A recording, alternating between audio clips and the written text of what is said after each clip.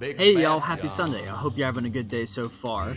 Today we're going to be discussing how we got over $16,000 on our PCS from El Paso, Texas to Fort Belvoir, Virginia. Before we get started, this is our second video in our 3-part video series on PCS moves. Last week I did part 1 where I broke down step-by-step instructions on how to do your PCS move. If you haven't already, go ahead and like this video and subscribe for future content, as it really helps me know what y'all like to see and want to see in the future. Here we go.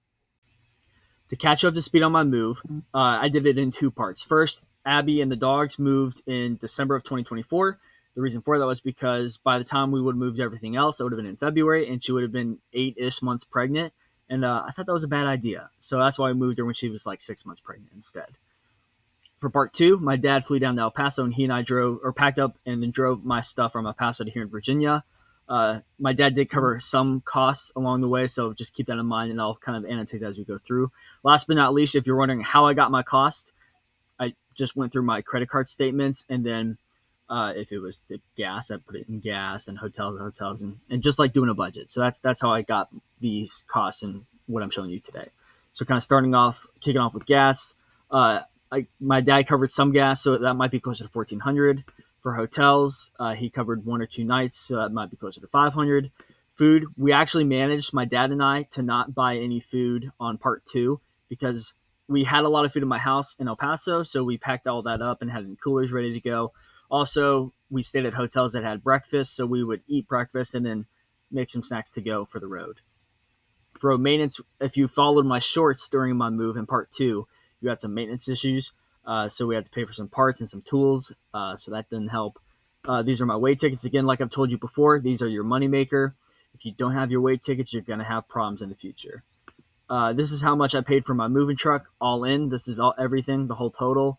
It was a 26-foot Penske truck, and I had a trailer as well, so that's all that. Last but not least, taxes.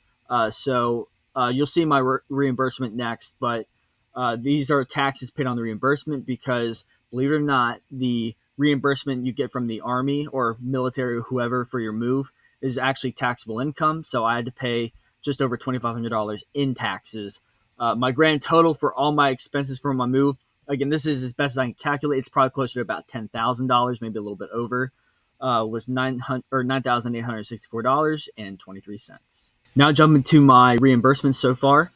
So for per diem for the soldier, that's me, I got just over $1,000. Per diem my spouse for Abby was $800. So the per diem, if you didn't know, covers your hotels and food and stuff like that. So we got $1,800. That was more than enough for hotels and food for us. Next, looking at the malt, that's your mileage. So my wife and I get the same mileage for 2 vehicles.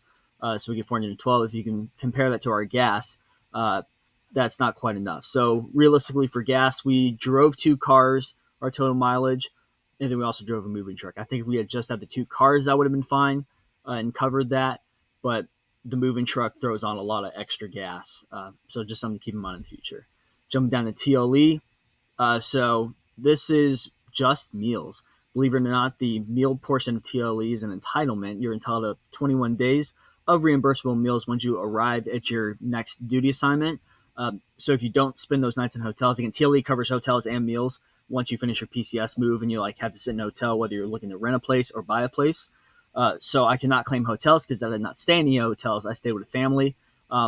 So while the reimbursement for money for hotels is not available to me because I didn't stay in a hotel, the meals actually are reimbursable. So always submit TLE even if you don't stay in hotels, because that's how I got got food reimbursed, and I got reimbursed just under $2,000 just for selecting yes to TLE and yes to food, because once again, it is an entitlement. It's pretty cool stuff. Next, jumping down to household goods.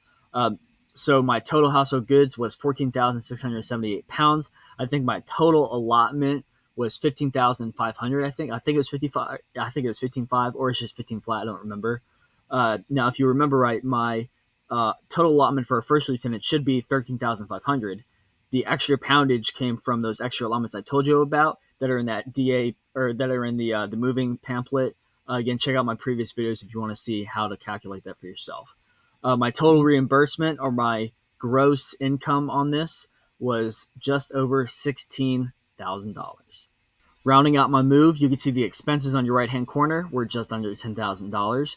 My reimbursement was just over $16,000. And last but not least, I netted positive $6,164.13. I hope you all got some value out of watching me not only break down my checklist last week, but watching me break down the financials of it this week. Moving is never easy, but it's helpful to have an example to follow in the future. So if you're looking for someone to help you plan your next PCS, my Calendly link is below where you can reach out to me. We can schedule a one-on-one session, and I can help you plan your move. Other than that, I love each and every single one of you, and I'll see y'all in the next video.